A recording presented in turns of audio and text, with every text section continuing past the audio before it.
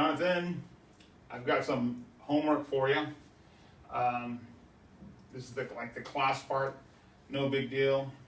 Pretty much, it's just to give you an idea on how this works on the whiteboard here, and then we'll go out there in the warehouse and show you how it really works.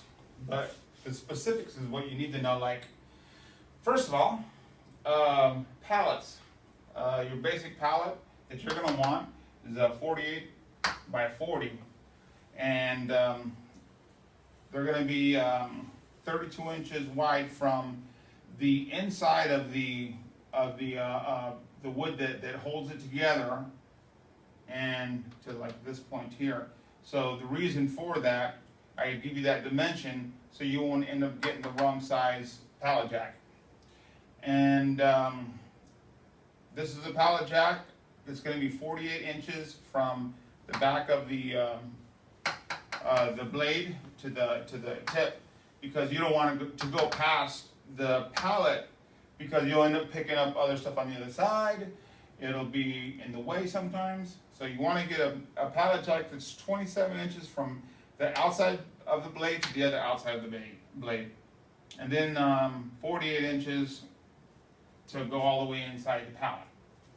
And then when you load your pallets onto a truck, this is my truck, what you're going to want to do is make sure that the 48-inch side is, oops. This thing times out in 5 minutes. Oh, really? The 48-inch side is on this side, and the 40 on this side. So when you put them in, you're going to have some space in between each pallet.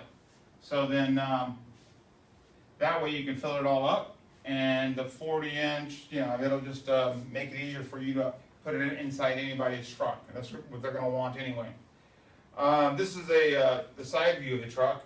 When you put the pallet in, remember you're going to have like a 7-inch gap on the bottom from the starting of the pallet, and all the stuff you put on it. And you want it to go up about, you know, just about 5 inches before you get to the top, 6 inches before you get to the top, right? And then you're going to want to make it bulge out a little bit like so, because when you put pallets in, the more compact, the less movement, nothing scattered all over the place when it gets here.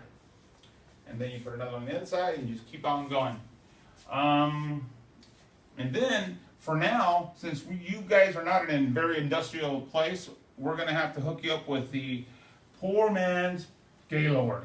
What you do, get a pallet, put things inside boxes, stack them up. Remember, you know, Tetris? Use that. Fill it all the way up to where you need to, shrink wrap it, and bam, you got what you need. Now, on a Gaylord, it's going to be 4 by 4 by 4, right? So, like, you know, you've got the 48 over here, which is 4, and you know, 4 deep. Now, it's going to be a little wider than your pallet. That's because it can stick out on each side. That's what they want it to do. So when you stick it in, they can go butt up against each other. All right, now shrink wrapping.